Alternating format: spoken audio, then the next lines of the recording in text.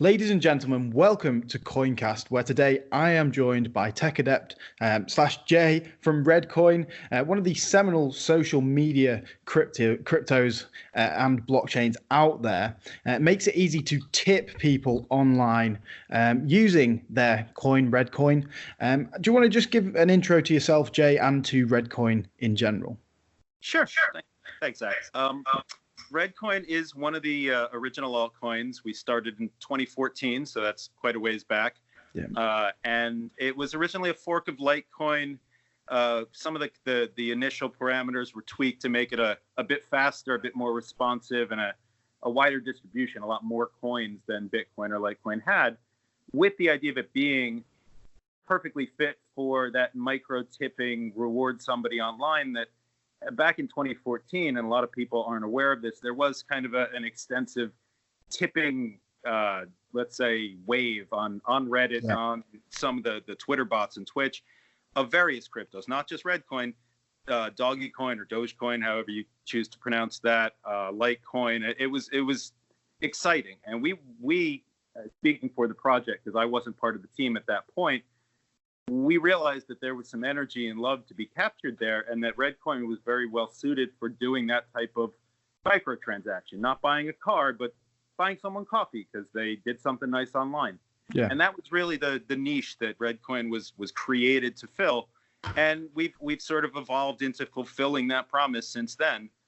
We've changed protocols to make it a much more lightweight, a desktop client, as opposed to needing heavy mining software. It's a proof of stake coin now with a unique algorithm, proof of stake velocity, PoSV. And that rewards not just holding and staking, but use. And we can talk about that a little bit later. But again, suited for social network activity, for you want to send a few coins to a worthy recipient or a charity or a friend or somebody in need. It's very fast. It shows up in minutes. It's pretty, well, I don't want to say invulnerable to a lot of the security issues, but some of them don't apply as a proof of stake coin. We're not subject to 51% attacks and things of that nature. And in general, it's a different project than a lot of the other crypto efforts that are out there. And I can speak to that a little bit more. But at bottom, what Reddcoin is meant to be is sort of an alternative to the expensive Bitcoin or really the cryptos that people are using more for speculation and for money making per se, as opposed to what it was, we believe, really meant for. And that is, sort of sharing the love in a very fast and exciting and interesting way. And that's what we've targeted with Reddcoin. Yeah, definitely. That's awesome. So do you want to give a bit of a rundown of what social medias you're on, and how it works, how you are able to sort of tip people through those social medias? Certainly. Well, we started Reddcoin as a name, obviously has some similarities to Reddit, and that's where we started back in the day. The idea was that, hey, maybe we could be the coin for Reddit. And of course, they had no interest. And in fact, we're, shying away from all of that. And we've expanded since then. At this point, our solution addresses tipping on YouTube, Facebook, Twitter, Twitch. We're working on Instagram and some of the other regional but larger networks, QQ.com, BK.com in Russia. Yeah. And it's basically it's meant to be an expandable kind of protocol, an expandable product, but not tied to any one platform in the way that Facebook, talking about their new cryptocurrency efforts, or let's say YouTube decided to, hey, we're going to create. It's each of those siloed cryptocurrencies controlled by those companies does have its own advantages and security and things of that nature. But what it doesn't have is that ability to step back and say, we're not tied to that platform. We're not accountable to anybody but the users. And that's really kind of one of the shining points of Reddcoin, that we are entirely platform agnostic. We're not looking to mine the users' data for profit and turn the users into product. In fact, Reddcoin was created so that they had an alternative to doing that, so that you could pay a user for a good video and not give a piece of that to YouTube or a piece of that to PayPal. And when again, we may get into that a little bit later, but that's really at heart what Reddcoin is. It's an alternate channel for a lot of those sort of established mechanisms of payment for things online. Yeah, definitely, and it is a really good system of doing it. But one thing that a lot of people may be asking, if they're not familiar with Reddcoin, for example, if they're familiar with, instead of maybe tipping, they might be on Patreon. They might, donate $10 a month to X, or $20 a month to someone else. Why then sort of use this system, or this as an alternative system, as well as Patreon, or alongside Patreon?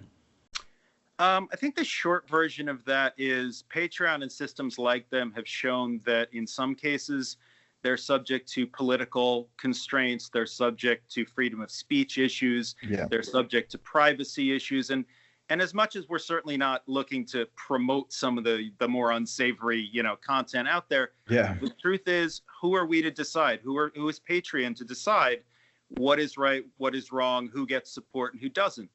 So really, again, all we've decided to do is provide another option that doesn't suffer, because it's a decentralized cryptocurrency project that, yes, we're building on, but ultimately is its own entity. We're not responsible to police that content, nor would we ever want to. So there's an alternative there to give people a payment channel for things that may be, politically unpopular or socially challenging, let's say, where the owner of a particular site may decide, I don't want this stuff, to get any traction for reason X, Y, or Z. You can move to a Reddcoin solution. I mean, realistically, you can move to any crypto solution, but the truth is Reddcoin has targeted itself to be that sort of very fast block time, very quick transfer, very light clients, and with RedID being a full light wallet client, as a browser extension, it makes it, all of the discussion of syncing and that the issues that other wallets suffer from go out the window with RedID. You're constantly up to sync or in sync using that solution, which means it's an instant payment. You want to get paid. PayPal has decided to cut you off. Patreon has decided that you're no longer politically appropriate. You could install the wallet and start getting paid just simply from people clicking on your webpage. WordPress. That was another one I didn't mention. We've been working on a WordPress plugin as well, since there's a lot of content out there. And realistically, it's an open source project. What we'd ideally like to see is people contributing to the code base for their own, I have this website, I'd like to get this set up with RedID so people can, reward things in my forum. And we've worked sort of with other projects to allow that to happen as well. Reddcoin itself is so well suited as that microtransaction coin that other projects, some of the partners we've got, for Marketplace, for example, have actually included Reddcoin as a secondary channel, either as a tipping mechanism or as a reward mechanism. And it makes for a nice fit. It makes for a nice sort of politically neutral, simply get it done sort of payment channel, as opposed to dealing with a lot of the overhead that you have to with, some of the established ones. And at the end of the day, that's what crypto was invented to do. Yeah, definitely. And you mentioned Infor there as well, and they had basically a very similar answer to what you said there with regulation, in terms of, there's been a lot of examples. I mean, one big example recently of people who have been banned and completely wiped off basically the internet, even Visa rejecting cards going to them, rejecting payments going to them. So, I mean, cryptocurrency offers a way both around that and a safe place for people who may have different political opinions, but their opinions nonetheless. Exactly. So is that why you see this as a necessary product then, a necessary advancement on what's already out there? I do. And in part, it's because the way RedID was originally envisioned, and this goes back to the original founder team, it was meant to be a very accessible product that somebody could easily install something, leaving aside the bits and pieces of where do you get Reddcoin from and understanding the concepts. It was seen as a very kind of obvious way to drive adoption and drive understanding, to let people simply install an extension, get a few coins from wherever and pass them along to the next person. The pay it forward approach, or it's got a lot of similarities with monopoly money. People don't see crypto as real, in quotes, money, so they're much more willing to share and to give and to support people. And we saw that, coming up, the people involved in Reddcoin, myself included, have been in the space, since the first days. And really, there's a spirit there to be captured of not just, hey, this is something we can profit with, but the technology itself and what you can do with it, and the ability to sort of, hey, make somebody smile by paying them for a nice video or an intelligent post. That's sort of where it started. And the idea that it could be a solid use case, that microtransactions, content reward, or content creator rewards really just fit very nicely as the internet and social media was evolving, to where there's a very comforting sort of dopamine rush that you get when you're interacting with these likes and follows. And what we've basically looked at is, why don't we just take that like and turn it into something you can spend? Yeah. Really kind of leveraging the psychology that's driving social networking to begin with, but doing it from a user-facing standpoint, a user-protective standpoint, as well as making it very easy and safe for your everyday user to use. To us, not only is that a solid use case, but it's a niche that really a lot of projects, a lot of people, a lot of tech companies have talked about, but there hasn't been that magic kind of silver bullet solution. And what we found is taking some of the complexity out by allowing people to register a name and tying that to that horribly complicated wallet address that you currently need to get paid in any crypto. That makes it simpler.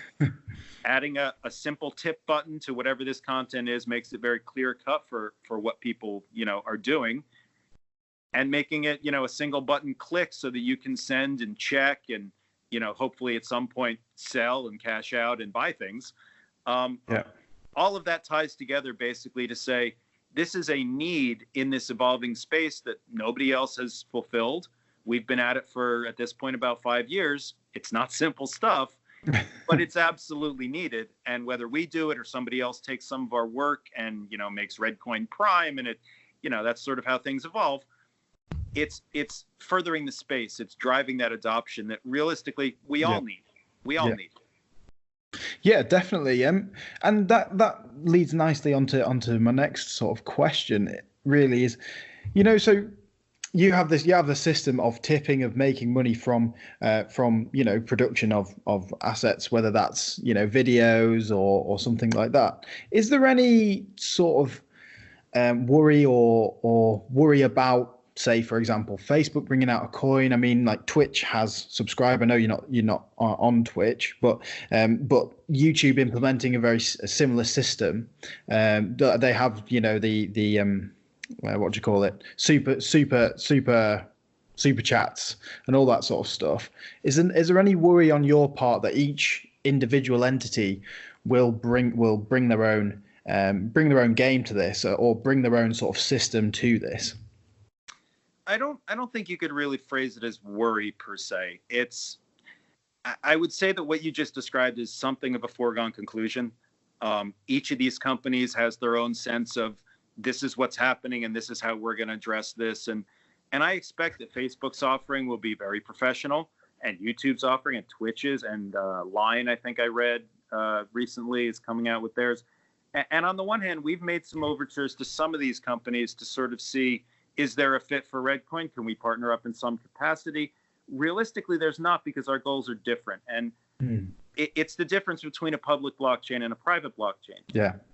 And each of those companies you just described are going to launch a private blockchain where things are mutable should they decide to change things, that transactions can be rolled back, that governance sits with the company.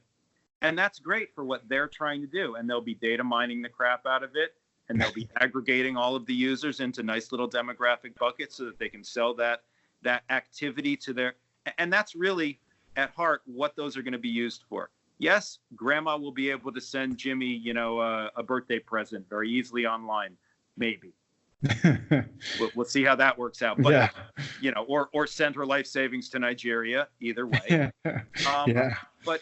But at the end of the day, they serve different needs. What we're trying to do is provide something that I think isn't going to be for everyone, but as the sort of general, let's say, ability to talk and understand about crypto improves, and people are looking for an overall solution, not the YouTube solution, not the Facebook solution, and especially because they suffer from the same types of issues on privacy, which I spoke to that, but on really being silenced should they be saying the wrong things and being taken out of that system by the governance that is Facebook, let's say. Facebook does not have a good track record, and I say this with all respect for what they've built. They don't have a good track record for protecting their users. It's a business. They're in it to make money, and however that shakes out, this is a business opportunity for them. In a very real sense, it is for Reddcoin as well, but it's a much different concept that we're after. We're after a much more egalitarian sort of leveling approach where anybody has the ability to use the system at the same level, as opposed to Facebook is in charge and we're taking these people off because we don't like what they're saying, or the government of X, Y, or Z country told us to. To an extent, we can't do that because we don't have the control. Yeah. So, it really comes down to alternatives. And I think we fit a different need than, sort of what these companies are coming up with. The other side of that also as well, it goes back to being platform agnostic.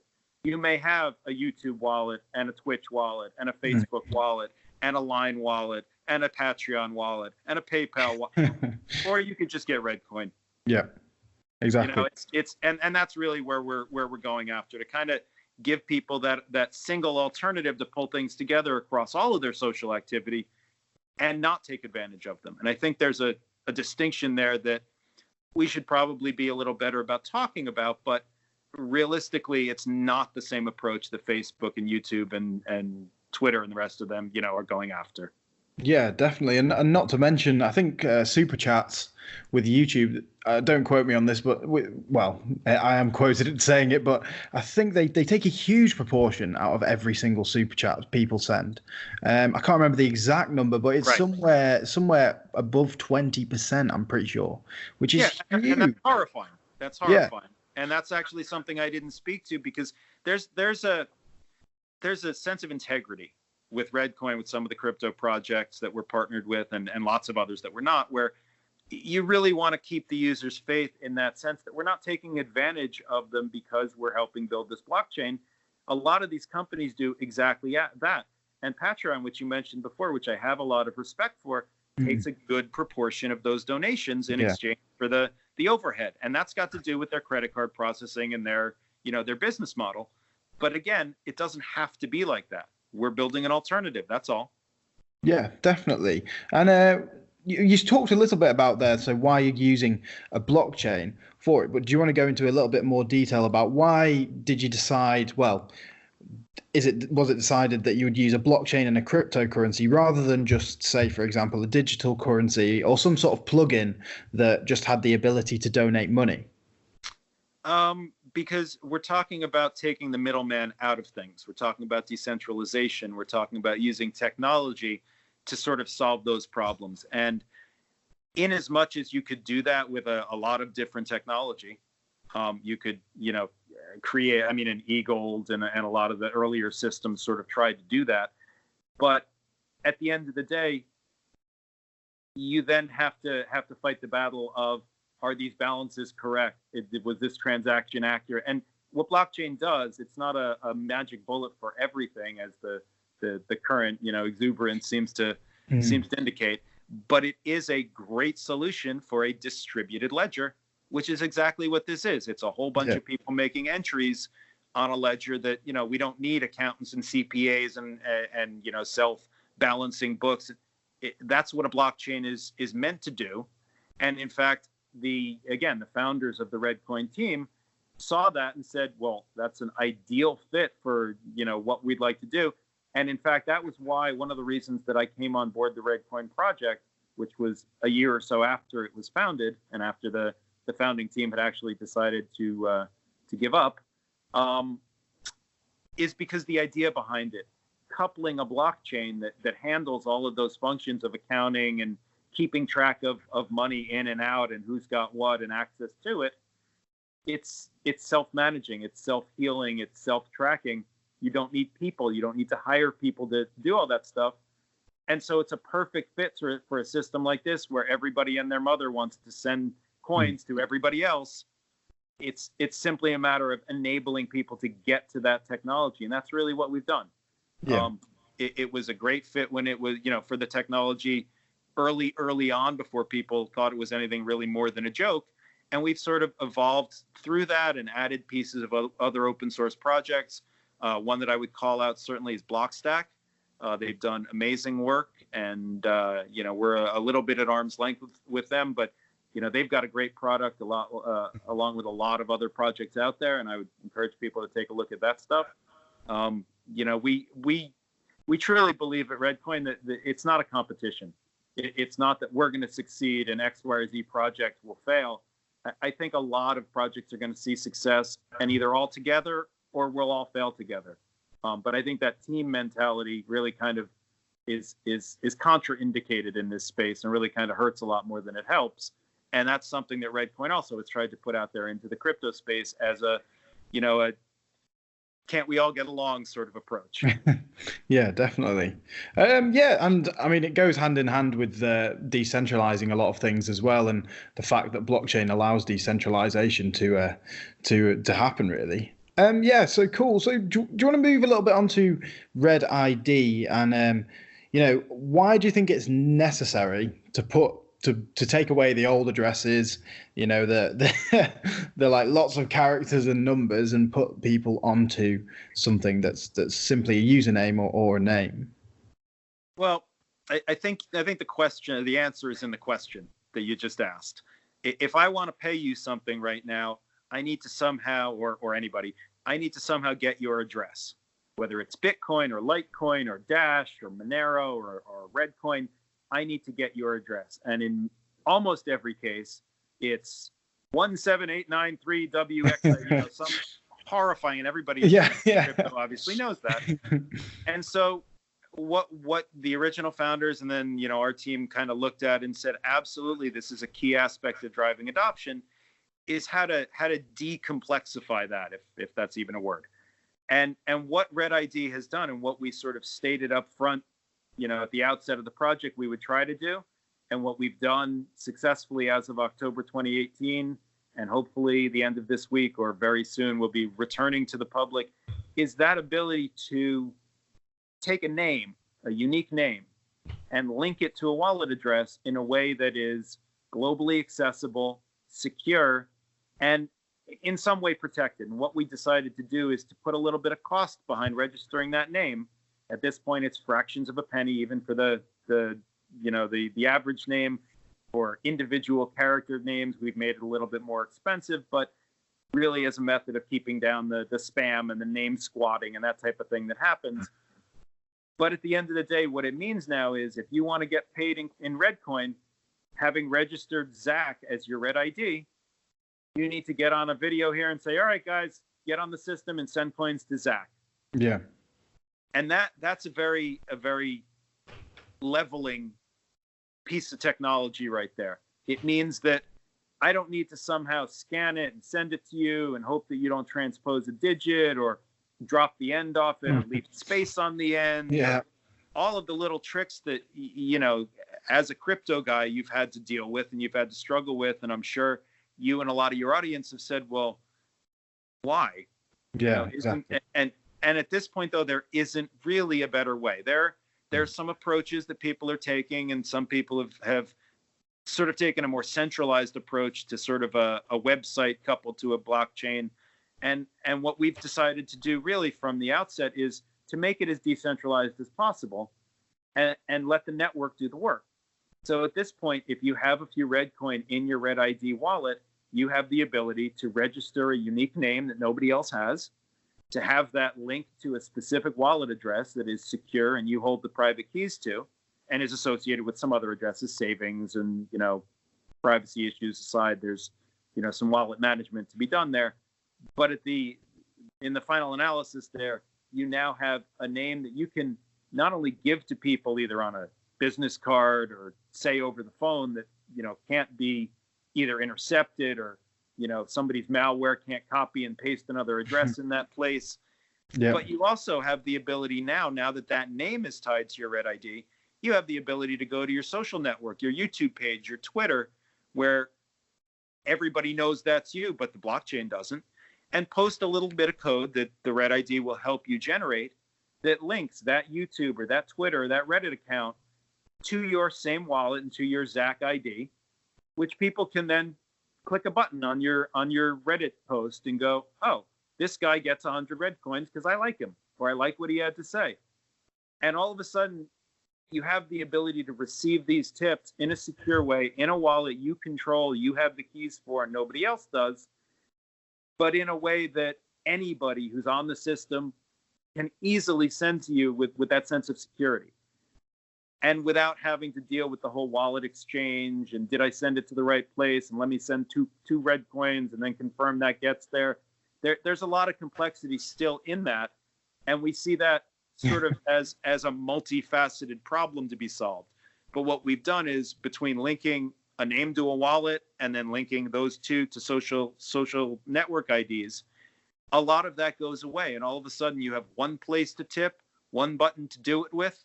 And it really means as you sort of follow in Red ID what people are tipping and the content that bubbles up because somebody else on the system saw something worthwhile, it turns into a system for helping find the pulse of the internet. What's happening? Why did that guy suddenly get tipped 2 million Reddcoin? Maybe I should check that out. Without it being Facebook who's benefiting from all that traffic or Twitter who's benefiting from all those ad sales. And that's really what we're trying to do, to pull it into a very simple product that floats on top of all of these platforms or projects that sort of have their own, some nefarious interests, some, just profit focused, but to do it in a way that's much more user focused and people focused and meant to enable, let's say, the user to control his money, not the company he's borrowing a bit of online retail space from. Yeah, of course. And it's definitely something that's needed for mass adoption because most people don't understand, why is the wallet X like that long and everything like that. And it's definitely needed in the space. And it's a great project there. So you talked a little bit about the data as well. Just to clear it up, are you saying that you won't sell any data related to Reddcoin in terms of this person's tipping this amount per week or whatever and that sort of stuff? Or do you have plans in the future to sell that data? Well, I think there's a fine line there between looking at the kind of global activity versus looking at individual users' activity. And where we've come from and sort of the mindset in general is, as I've said before, we're really looking to protect the users from that predatory behavior, not inflict it on them. Yeah. So as much as there's a lot of insight to be gained by sort of overall data analysis, looking at the system and seeing, 100 people just tipped this user on YouTube, why? That's the type of data that we intend to sort of pull out of the back end and analyze and display, as opposed to this user tipped that person and that political belief and that social following, and so we should definitely tag them and keep an eye on. That's exactly the opposite of what we're trying to do. And we've talked about this internally. We are looking to do sort of back-end data analysis on the overall system, but with an eye towards making that data public, so that you have a website, for example, that will show this is what's going on in the social network, the social sphere. This is what's going on in various areas of the globe, let's say, not isolated down to individual IP addresses, but really much more sort of anonymized and aggregated than that. And it's something that, is really kind of guiding our decisions. We've obviously been looking, like a lot of projects have, for legitimate investors and people who want to help us accomplish our mission. We've had to turn down a couple of offers because the people involved wanted very, very obviously to do exactly the opposite of what we just discussed. Yeah. They wanted to basically take the Reddcoin network and make it something like a giant advertising network that would be mineable and sellable and, monetizable, basically, was the word that kept coming up. And as much as, there's going to be some growth in that direction, it's absolutely kind of the opposite of our intent to monetize that data and sell it as a product at the expense of the users versus the other way around. And we think that there's a business to be had protecting the users from that type of activity, because nobody wants to be subject to that. People who want privacy and people who want to just go about their business and live their lives, they fall into those categories sometimes and wind up, sort of without a digital home to call their own. And that's really what we look to Reddcoin to be, is that, non-judgmental kind of digital home to let you do what you want to do there. Yeah, definitely. And do you mind just going into a little bit of how you bring sort of a sustainable business model out then from a blockchain project that is, decentralized and allows a lot of freedoms within it, as opposed to, as we're talking about, Facebook, where literally they own everything and they own all your data, own everything. So how do you manage to get a sort of sustainable business model out of something that on the surface looks a lot less, as we just said, monetizable? That's a great question. And really, at the end of the day, I don't know that I have an answer for that, except to say that some of the plans that we've made and we'll be discussing sort of shortly around restructuring the network a bit. We've discussed the taking the Red ID kind of node model and turning it into a master node approach. We've discussed being able to kind of extend that functionality of name recognition to an ICANN model or an ICANN-like model, and sort of being registrars for that name registration process. There are a lot of options in those directions, and some of them do take, money and infrastructure to sort of get off the ground. And some of the things that I just described, imply forking and imply, sort of all the things that surround that. But realistically, it's not meant to be, Reddcoin wasn't meant to be and hasn't become that sort of the next Facebook. It's not really our goal to be a profit-focused group as opposed to a solutions-focused group. Yeah. And what we've tried to do realistically is not just provide for the future of Reddcoin and the network and the products that we're producing, and to try to encourage people to join in those efforts, but to find the minimally or the least impactful way to sort of, if you want to say, earn a living or make money, in quotes, from those efforts. Yeah. It's not that there's not, and what we're finding is there's a level of, we don't want to be seen as every other commercial project out there. There are a lot of projects out there that, basically came out as an opportunity to make money and disappear. And what we've tried to do really is to be, again, exactly the opposite of that. Like, apparently we're very, very sort of against the status quo there. And as much as there are some methods to make money through the activities that we're doing, it's not been about that. What it really seems to be is much more of a Red Hat Foundation kind of model. If you think of Reddcoin as Linux, nobody owns Linux. Red Hat has made great success for themselves and for the users by monetizing things around Reddcoin and creating secondary services and subscriptions and things of that nature, while Linux just sort of progresses along, sort of, again, decentralized and semi on its own. And that's really what Reddcoin Solutions, the company, was built to do.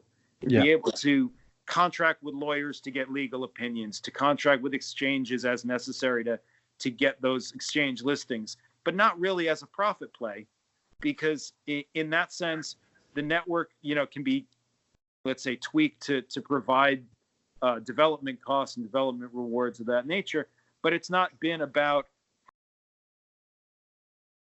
a startup space, especially, not just in the blockchain space. But at bottom, what it really takes is user adoption. And that's what we've been focused on. Not so much how do we make money, but how do we sustain the project to the point where it's ready for the public again. And we really are just getting to that point again. We've had a great beta group of a few hundred people or 100+ people that have kind of helped us test and get to the point where we're ready to get back to the public.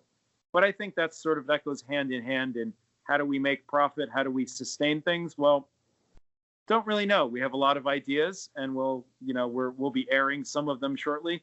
But the focus has been not on how do we make money, but how do we fulfill the promise that we made to the users years ago? Yeah. We've almost gotten there in October.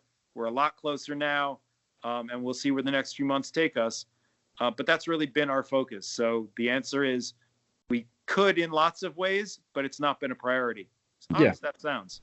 Well, no, it doesn't sound odd at all when you think about projects in the past, not necessarily blockchain ones, that adoption is key. PayPal's like the prime example of that, where they knew that adoption was the only thing that was going to get them into profit, and they spent a lot of money getting people to adopt it so that they could get into profit, which sounds sort of backwards, but it's actually not. But yeah, it definitely sounds. Adoption is really key in the space, and I mean it's one of the main things getting people into the space is the problem at the minute. It's getting people, into the space, and on top of that, you've got the further problem of educating people past Bitcoin, if you know what I mean. Exactly. Because most people, if you say to them, have you heard of cryptocurrency, they might say, oh no, I don't know what that is. But if you say, have you heard of Bitcoin? They've probably heard of it, whether they like or hate it. Either way, they've probably heard of it or have an opinion on it. Right. So that was a really good answer. I really enjoyed that. So let's move on to one of my favorite parts of your whole blockchain and cryptocurrency. It's a proof of staking velocity, or PoSV, which I was reading in the white paper, and I really like this idea. Do you want to just go through PoSV? And why you decided to implement it? Sure. Basically, PoSV is our unique algorithm, and we evolved. Reddcoin was originally a Litecoin fork and a proof of work coin, and was mined for I think the first year. At which point we transitioned to this proof of stake model based on a unique white paper. You can read the white paper on our website at www.redcoin.com. It is a solid white paper focused around that algorithm, and at bottom, what it translates to is a very egalitarian system to reward users, not for who can invest the most in mining hardware, but really who's got the most skin in the game, who's got the most actual stake of red coins. And the way it essentially works is proof of stake coin in general, and this is the model that Ethereum is moving to. For those of you who haven't kept up on that, I would certainly encourage looking into it as well. Proof of stake is essentially an alternative mechanism that removes a lot of this meaningless mathematical kind of calculation for the sake of calculation, and turns it into a much more everybody can participate sort of a network. And it also removes some of the security issues, the 51% attack that people have suffered when miners can attain enough hash rate on your network.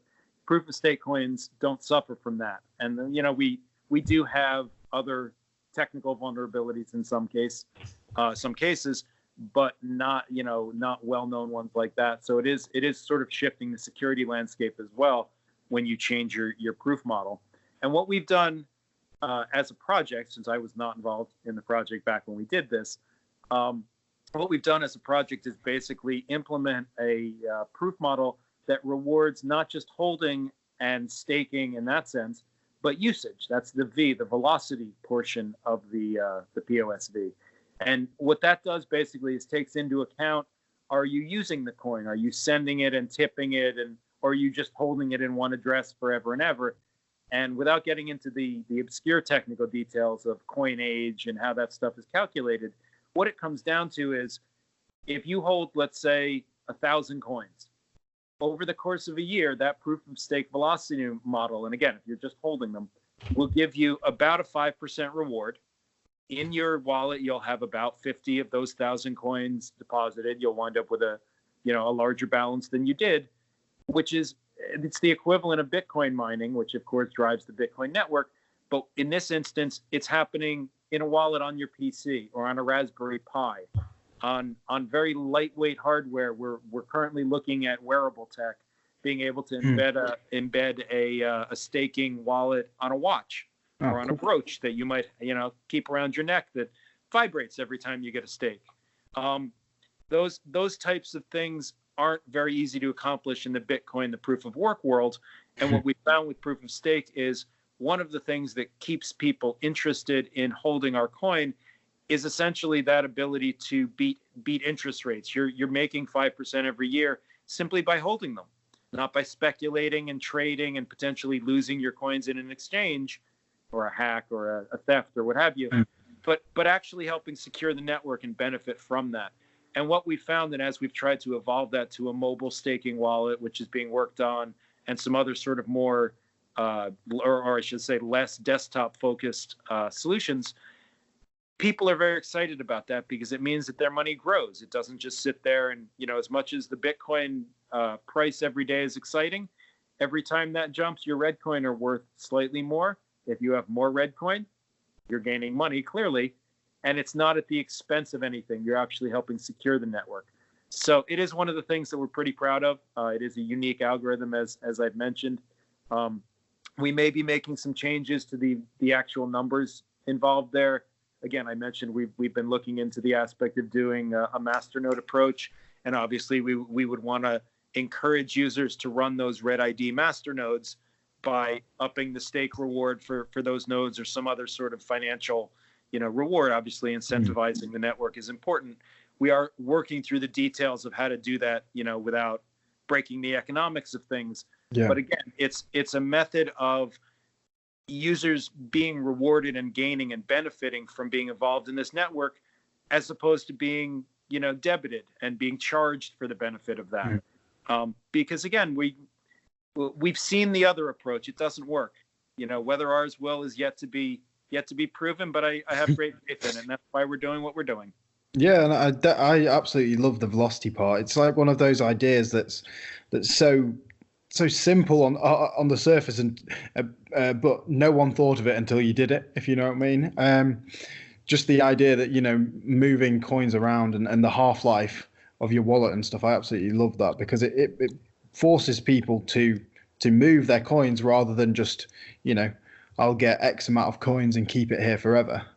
Right. It benefits you if you hold them. It just benefits you more if you use them. Exactly. And that's one of the things that we've tried to shy away from the speculation aspect of things. There's no getting away from it entirely, but we've tried to shy away from, as much as we can, promoting on price, promoting on volume, paying bounties for people to go out and trade at exchanges just to generate volume. There's no point in that. And so we've tried to stay very, very humble and very close to our roots, and just basically say, it is what it is. It's a difference in mentality, and it's a difference in community. And we're very proud of the Redhead community. Yeah, definitely. Yeah, it's brilliant. I just thought the idea when I read it on the white paper was really good. About it, basically, it doesn't force you to use the coins, but you're better off if you do. And for something like this, well, for any, there's an economic theory that the faster money moves, the more prosperous something is at a place. For example, if money is moving faster in a country, that means that the more prosperous it is, the more money changes hands. And this sort of basically just plays right into that. And that's why it's not just great for crypto, it's great for money in general. And it's a good way of forcing people to sort of to create that velocity, which I really like. So you talked a little bit about masternodes as well, and I own a few masternodes myself. We talked about 4. I've got a 4 masternode as well. So why would you consider putting masternodes then onto the blockchain rather than just keeping it all PoSV? Well, it's an evolution in how we're doing things, and basically what we've found with Red ID. When we originally launched, it's a secondary system from the Reddcoin blockchain. So it's got some other components to it that need to run, either on a separate server or on a bunch of different nodes, which at present are being load balanced in our own data center. But the goal is to be decentralized, not to depend on a data center, not to depend on certain key nodes. So what we've decided, at least to explore the mechanics of doing in a way to evolve that system, is to say, well, in order to run a RedID node, calling it that, or a master node, the same way in a lot of other projects. And for example, I've been involved obviously for quite some time. Some of the other projects that I've been involved with that have taken that approach to distributed proof of stake specifically, or master nodes, Pure Plays is one that I was involved with early on as one of the founding witnesses. And that's the same sort of approach where you can be a user on a blockchain, on the Pure Plays blockchain, for example, or you can be a little bit more technically savvy and capable and run a server that is a little bit more complex and needs more attention, and needs, some actual involvement and up to date, paying attention to patches and fixes and problems. Master nodes around the world can take up that slack without it being, noticed at all. So that's a way of not only decentralizing, but also using that decentralization to reward the people who are helping us build the network in exactly the way that blockchain was meant to do. And as much as we don't have concrete plans in that direction, we are certainly working to kind of make it a reality. It's a complex animal to put together. But ultimately what we plan to do, at least at this point, is to move to something of that kind of an architecture, probably within the next 6 months, I think reasonably, at least start testing that approach, with an idea really towards making Reddcoin even more of a give back to the users, in keeping with sort of the overall Reddcoin ethic. Yeah, definitely. That's great, and I really like that. Sort of rounds up all the mining aspects and all the mining questions I've got for you. So, do you mind? We'll just move on a little bit onto the market in general, and general crypto space, if that's all right with you. Sure. So, what's it been like running a crypto company through what's been known as the bear market? And I'm sure you've been in it since 2014, so you've seen a few. Personally, I've been in it since 2011, 2010 maybe. All right, yeah. So I wasn't lucky enough to be that smart, but I was certainly involved in it and doing my thing back then. And I've seen right from the very beginning, it really is one of the reasons why I've tried as the leader of this project to not promote on price, is because ultimately you make a decision. Are you in it for a profit, for the speculation, or are you in it for the technology? And there are pieces of both, obviously, and anybody's motivation. But what we've tried to do with Reddcoin is to separate it from the price, and not to promote and market and do PR and advertising based on, this is our value right now, but if you come and you join our cult, you'll make 10 times, you'll make 100 times. There's to me, you could make that statement about 100 different projects. Yeah. But 100 different projects don't have an actual use case, and don't have, an actual, let's say, reason for existing. You could take a lot of the projects out there that touted themselves in that same way as the solution to everything and just come on board. And it was all about making a couple of multiples of the price, and then selling off and abandoning the users to do whatever, they chose to do. We've tried very hard not to be that project. And we've taken a very sort of, I would say, a very pragmatic approach to promotion. And that is, if we don't have the product or the partnership or the news to promote, we're not just going to blindly promote Reddcoin without some reason for promotion. And really, that's kind of, to an extent, it means we get less press and less attention than other projects. But at the end of the day, we're getting to the point where we can actually talk about RedID and the network and our evolutionary plans in a way that makes sense to people, without it being vaporware and empty promises that then people have to wait another year for. Yeah. So we've sort of front loaded that waiting time since we've been at this for a while. And it's nice to be able to tell the community that we are almost there. It's a matter of days at this point before we can get it back out to the public. and let everybody sink their teeth into it and complain all they want about all the things that aren't good enough or aren't done the right way or the great things that we've done. But realistically, we've realized we're not going to make everybody happy. Our goal here is to build solutions and to evolve them and to do what we can to help the space, not just for Reddcoin, but for other like-minded projects. And if I could throw a shout out here to one group in particular at Change Angel, it's changeangel.io. They've been doing very good work in trying to pull together a coalition of the willing, some of the smaller groups that are volunteer or otherwise unfunded, that are solid projects. I could name a couple of them here. Potcoin, for example, Gresselcoin. If I've forgotten some of them, I know I'm going to get shit, and yeah, it's too bad. But what I really see happening there, and it's something that Reddcoin is happy to promote, is that sense of community.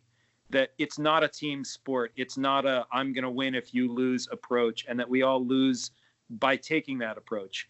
I think within the technical side of it, I think cooperation is absolutely a better approach. And Reddcoin specifically, is happy to partner with any genuine project that really is looking to make a difference and that we could benefit each other and the crypto space. And I have a lot of respect for projects that go out there and do that, with that mentality. So I think working together as opposed to as opponents in a lot of cases, I think we'll all benefit. And that speaks to your original question in the market. And that is, a couple of years ago, we started to see sort of some inklings of the real world noticing what was going on. And the people from the financial sector and Wall Street and the ICO crowd, and now the IEO crowd, there is a very strong presence of how do we make money off of this? And that's what's driven a lot of the market as we've gone through this last 16 or 18 months of crypto winter. There was a lot of exuberance. There were a lot of people who didn't know what they were doing and were taken in by hype. And I think a lot of that has shaken out. And at the same time, while those people who were removed from the market by their own lack of knowledge, a lot of teams, and I'm proud to say Reddcoin is one of them, a lot of teams have simply kept building because that's what we're doing. Yeah. There's not been a lot of, hey, let's wait till the price goes back up. And that's the kind of attitude that really is detrimental to the space. The side of, well, the price is what it is. We're building a solution and maybe that'll be reflected in the price. I think in general, that's a lot healthier. And it's letting some of the excitement wear off when you first enter the space and see, I can trade this and I can trade that and I just lost half my money. Oh, well, maybe if I do this and I get into that one, it's no different than trading stocks on Wall Street. Yeah. But there's some responsibility that needs to happen there. And I think the market itself is growing up, and we're starting to see that. We're starting to see, even after those price declines, people are still building. There's awesome technology coming out. Again, I mentioned Ethereum switching to proof of stake. As a proof of stake project myself, that's a validation of what we've been doing. But it's also an exciting opportunity for the whole crypto sphere.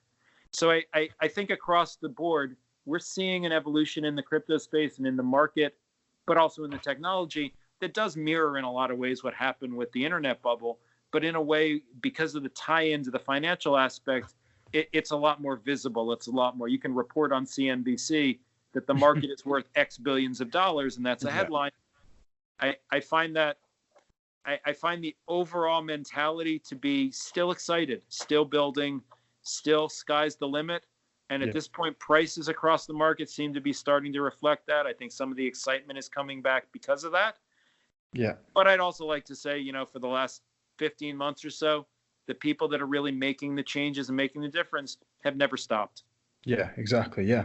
I mean, one of my favorite things things that we're looking at, or what we're seeing moving forward is a move a little bit away from ICOs, more towards STOs, or securities tokens offerings. Because for me, I've got my own business, and I love looking at business cases and stuff like that. But often the ICO, sort of the hype around it, was tantamount to you getting equity in the company, or there was confusion about people, if you get this, you get some equity in this company.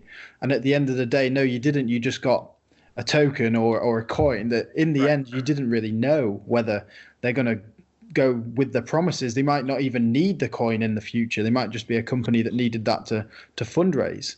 Yep. So moving away from that towards more securities tokens offerings, which obviously are more regulated, but if you can back that up with equity, or you can back it up with physical asset, or you can back that up with cash, that to me is a lot more exciting going forward, and that's exciting for people who have a lot of institutional money as well, which is something that is a bit taboo in the crypto space, whether you want institutions and banks to come in but the one thing that it will bring is a lot of money, which at the end of the day, not everything is about money, but more investment going into the space is not a bad thing. So what do you think then of sort of regulation in the space, or the cryptos versus banks mentality, or whether banks are going to make bank coins, that sort of thing? I think the 3 or 4 questions you just asked, yeah, sorry, could feed a couple of weeks worth of discussion. But taking them in order, I think there's a lot of, certainly I'm US based, so it's very close to home here. I'm just outside New York, and I've been a New Yorker since birth.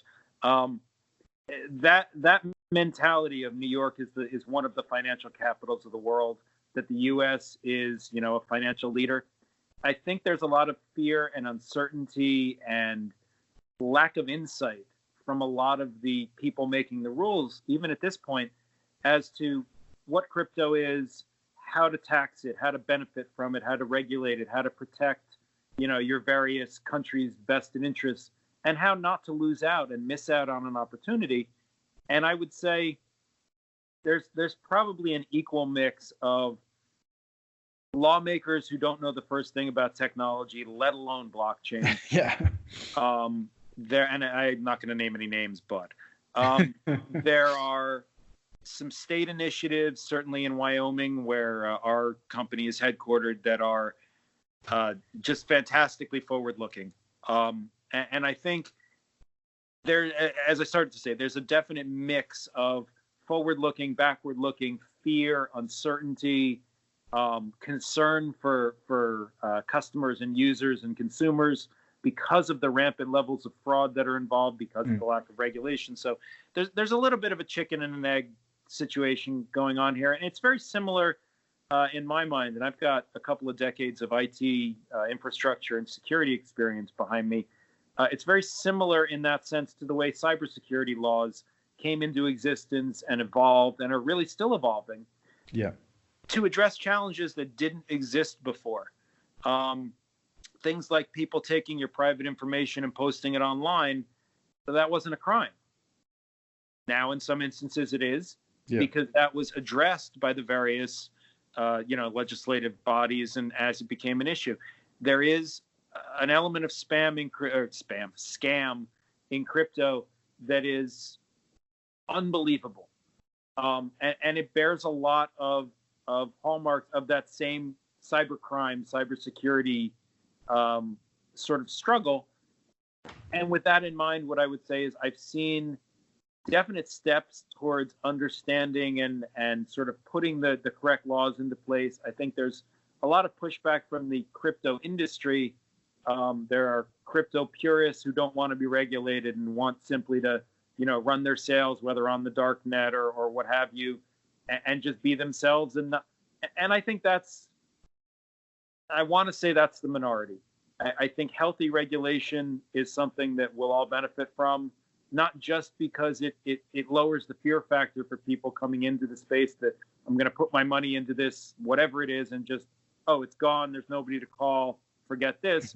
That's been an issue. We have people constantly reaching out to the Reddcoin team saying, I did this or that, or this happened to my exchange, can you help? Sadly, we can't. That's the nature of a blockchain. But in some cases, and this is an example where something like Facebook's coin or YouTube's coin is actually going to have an advantage over us, they can roll those back. They can say, oh, you didn't mean to send $50,000 to somebody in South Africa? Okay, we've invalidated your transaction. Here you go, here's your money back, and that guy's been blacklisted. That's a more governed, managed, private blockchain solution than what we're trying to do. But it has its uses and it has its needs. I could see coexisting with a solution like that. Yeah. So I don't think there's anything to fear about the regulation of it. If you're doing things in good faith, as we desperately are trying to do, if you came into the space as a scam, if you intended to defraud people and maybe, create 1 billion coins that you sold 100,000 of, thinking people wouldn't realize there's tens of millions, hundreds of millions of coins out there to be sold. Everybody thinks they have their little, clever solution for fooling people. I think overall, that evolution of oversight and governance and really, to a degree, police activity is going to be overwhelmingly positive for the market as a whole and as we mature. And that's really what's happening. Yeah, cool. And I think a lot of it comes down as well to good examples set by companies like yourselves, like good companies that are putting in a lot of work and doing something great in the space. I mean, even some of the large companies that, without naming any names, at a certain massive exchange, one of the biggest exchange, let's just say Coinbase, they notoriously are terrible at responding to people's queries and questions. And there's not even a number, depending on where you live in the world, to call them up, or if you do, it's very, very rare that you get through to them. And that's a company with $1 billion of revenue. So, I think as we evolve and as the space evolves, either they'll have to evolve or someone's going to replace them, and Binance is on the way to replacing them already.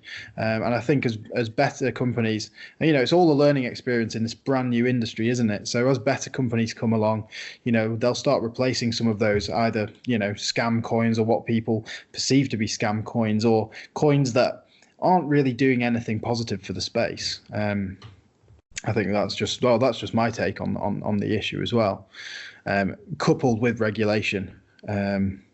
So yeah, I agree. Yeah.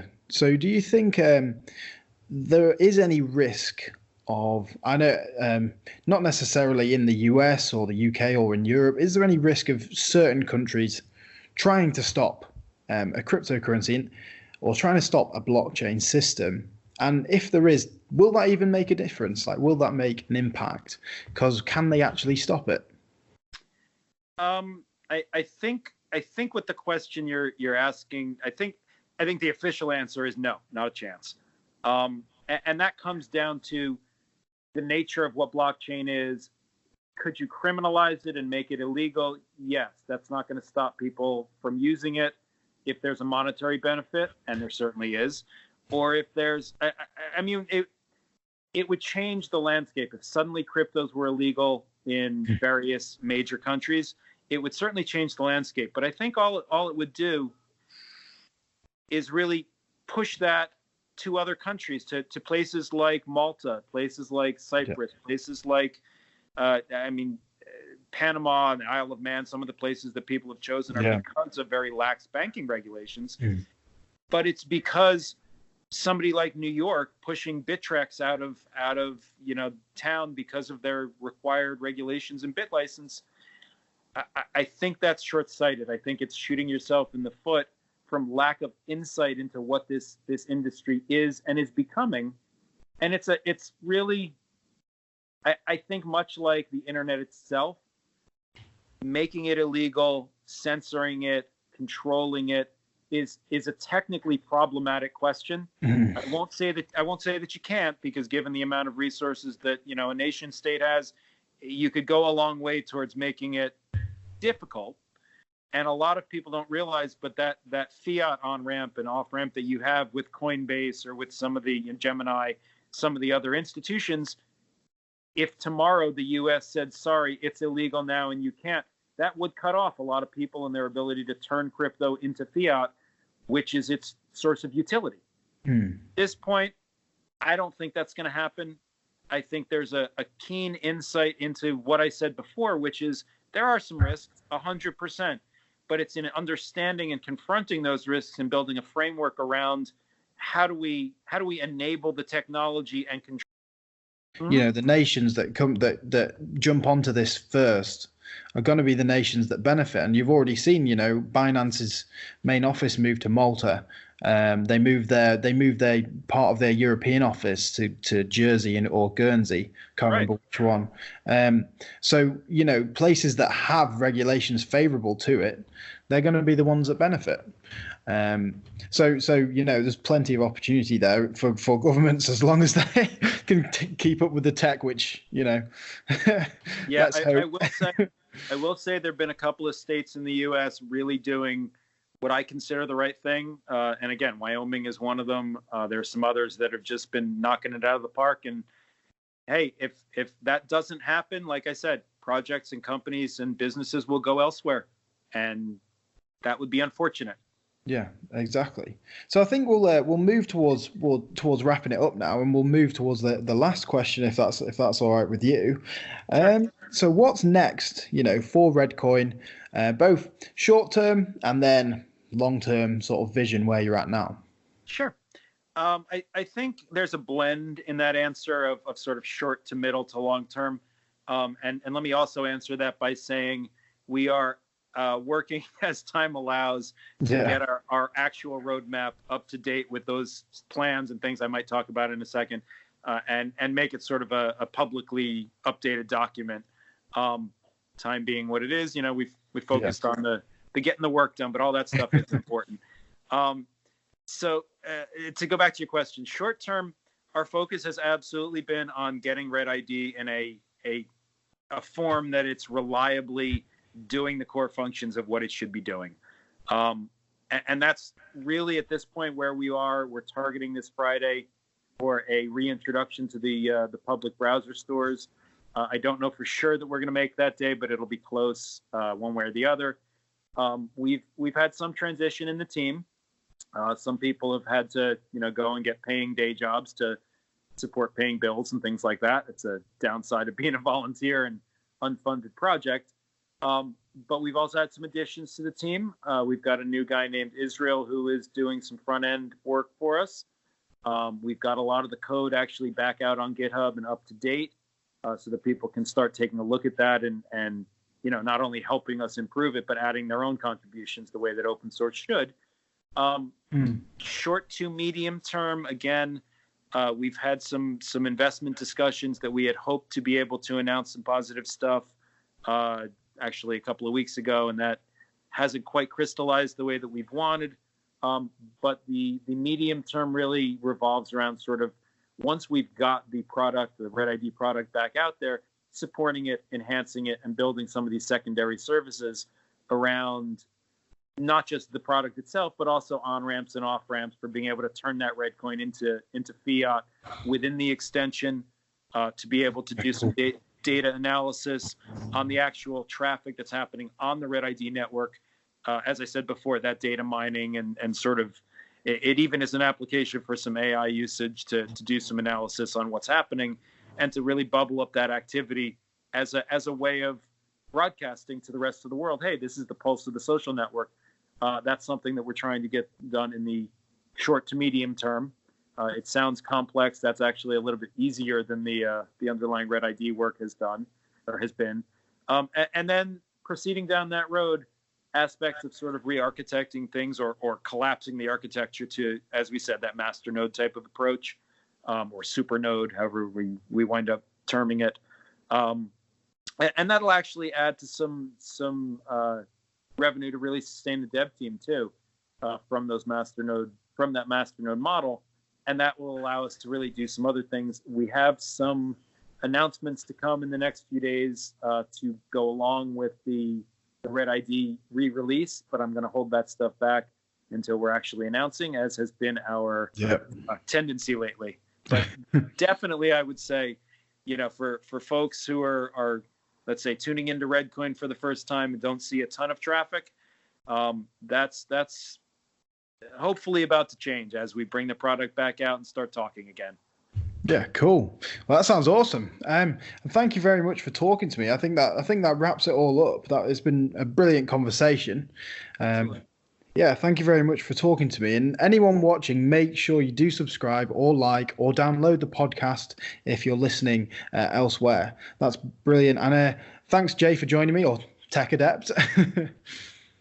My pleasure. Thanks for having me. And I hope anyone out there has took a lot of information away from that and brought a lot of confidence away looking into Reddcoin and considers looking into Reddcoin if they haven't already. I'll put a link down in the description below for you guys to go and look at it, and probably the Google Chrome extension link as well, to the page to get that. So and that's been brilliant. So thank you very much. My pleasure. So this has been CoinCast, over and out.